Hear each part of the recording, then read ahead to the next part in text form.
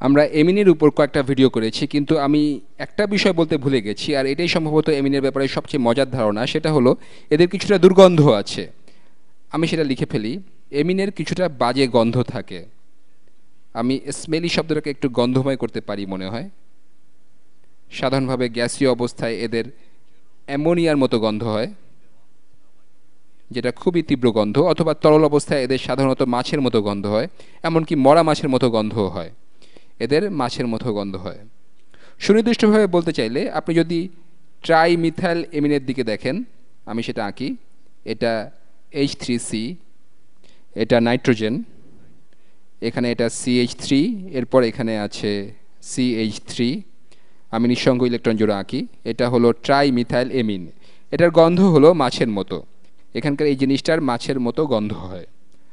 আর এই জিনিসটা এখানে আনার কারণ হলো এই ভিডিওতে আমরা অ্যালডিহাইড নামে একটা নতুন জিনিসের সাথে আপনাদের পরিচয় করিয়ে দেব। আর আমি এদের গন্ধের মধ্যে তুলনা করতে চাই।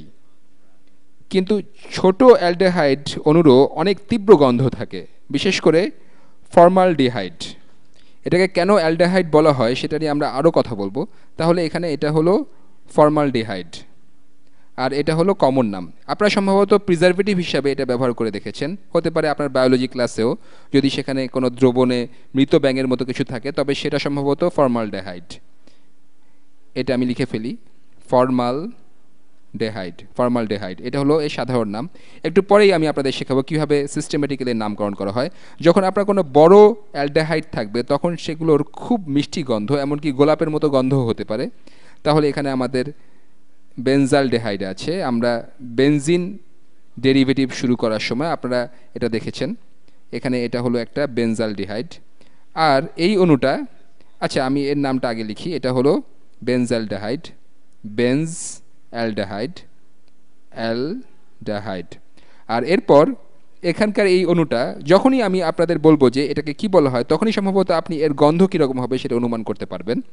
এখানে এটার একটা বেনজিন রিং আছে, এরকম একটা বেনজিন রিং আছে। এরপর আছে 1 2 3, তিনটা কার্বন। শেষেরটার সাথে একটা অক্সিজেন দ্বিবন্ধনে যুক্ত আছে।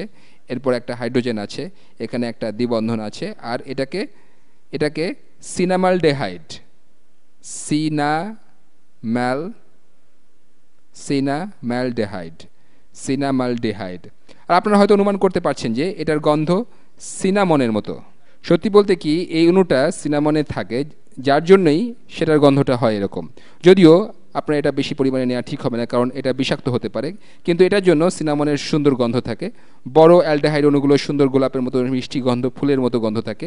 ছোট অণুগুলোর একটা ঝাঁঝালো গন্ধ থাকে। আপনি যদি বায়োলজি ক্লাসে জারটা খোলেন আর সেটার গন্ধ শোকেন, তবে সেটা খুব সুন্দর গন্ধ হবে না। আমার মনে হয় আমি গন্ধ নিয়ে যথেষ্ট পরিমাণে কথা বলেছি। এবার দেখা যাক যে কিসের জন্য একটা অণু অ্যালডিহাইড হয়। আপনি হয়তো এখানে একটা মিল দেখতে পাচ্ছেন। এখানে আমি যতগুলো অ্যালডিহাইড এঁকেছি তাতে একটা কার্বন আছে, যে কার্বনটা অক্সিজেনের সাথে দ্বিবন্ধনে যুক্ত। এখানেও কার্বন আর অক্সিজেনের দ্বিবন্ধন, এখানেও কার্বনের সাথে অক্সিজেন দ্বিবন্ধন। আর প্রকৃতপক্ষে এখানকার এই অংশটাতে আমরা এটা বারবার দেখব, এটাকে বলা হয় কার্বনিল গ্রুপ। তাহলে এটা হলো একটা কার্বনিল গ্রুপ, এটা একটা কার্বনিল গ্রুপ। এখানে এটা হলো একটা কার্বনিল বা কার্বোনাইল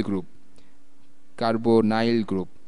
এখানেও সেই একই জিনিস দেখা যাচ্ছে, কিন্তু এটা নিজে অ্যালডিহাইডের স্বতন্ত্র বৈশিষ্ট্য নয়। আপনি অন্য ধরনের অণুতেও এটা দেখবেন। আমি এখানেও এটা লিখছি, কার্বোনাইল। অ্যালডিহাইডের ক্ষেত্রে যেটা স্বতন্ত্র তা হলো কার্বোনাইলের কার্বনের সাথে একটা হাইড্রোজেন যুক্ত থাকবে। এখানে একটা হাইড্রোজেন আছে, এখানেও একটা হাইড্রোজেন আছে। আমি বেনজালডেহাইডের এই হাইড্রোজেনটা দিতে ভুলে গিয়েছি। এখানেও একটা হাইড্রোজেন আছে, এখানে এই হাইড্রোজেনটা আছে, এখানেও একটা হাইড্রোজেন আছে। তাহলে সাধারণভাবে অ্যালডিহাইড হলো এমন কিছু যেটা দেখতে এরকম। একটা কার্বনাইল গ্রুপ থাকবে, কার্বনাইল গ্রুপের কার্বনের সাথে একটা হাইড্রোজেন থাকবে, আর এরপর কোনো ধরনের কার্বন চেইন থাকবে। এটা আসলে সবচাইতে সরল অ্যালডিহাইড। এক্ষেত্রে এই চেইনটার বদলে শুধুমাত্র একটা হাইড্রোজেন থাকে। এখন আমি যে তিনটা নাম দেখিয়েছি সেগুলো হলো কমন নাম। বেশিরভাগ মানুষই এসব নাম ব্যবহার করে, ফর্মালডিহাইড, বেনজালডেহাইড অথবা সিনামালডেহাইড। এগুলো জেনে রাখা ভালো। আমি আপনাদের আরেকটা দেখাবো, এটা অনেক গুরুত্বপূর্ণ। আমি সেটা নিচে করি যাতে কিছু জায়গা পাওয়া যায়। সেটা দেখতে এরকম হবে। এখানে এটা একটা CH3 এর সাথে যুক্ত, CH3 এর সাথে যুক্ত, আর একটা হাইড্রোজেনের সাথে যুক্ত। এটাকে বলা হয় অ্যাসিটাল অ্যালডিহাইড, অ্যাসিটাল অ্যালডিহাইড। আমি আপনাদেরকে এই কমন নামগুলো দেখালাম কারণ এই অণুগুলোর এই নামগুলোই লোকজন সাধারণত ব্যবহার করে। এটার IUPAC নাম আছে, আমি এর অ্যাক্রোনিমটা প্রায়ই ভুলে যাই। এগুলোর নামকরণের একটা নিয়ম আছে, সেটা খুবই সোজাসাপটা নিয়ম।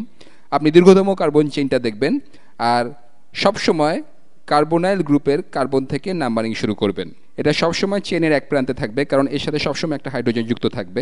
আচ্ছা, আমি এটা পরিষ্কার করি যে এটাও একটা অ্যালডিহাইড, এটা হলো কার্বনাইল গ্রুপ আর এক প্রান্তে এই হাইড্রোজেনটা আছে এরকমভাবে। আর সিস্টেমেটিক উপায়ে আপনি দীর্ঘতম কার্বন চেইনটা দেখবেন, এখানে শুধুমাত্র একটা কার্বন আছে। সিস্টেমেটিক উপায়ে আপনি এটাকে বলবেন মিথানল। এটা কিন্তু মিথানল নয়, মিথানল হবে OH গ্রুপ থাকলে।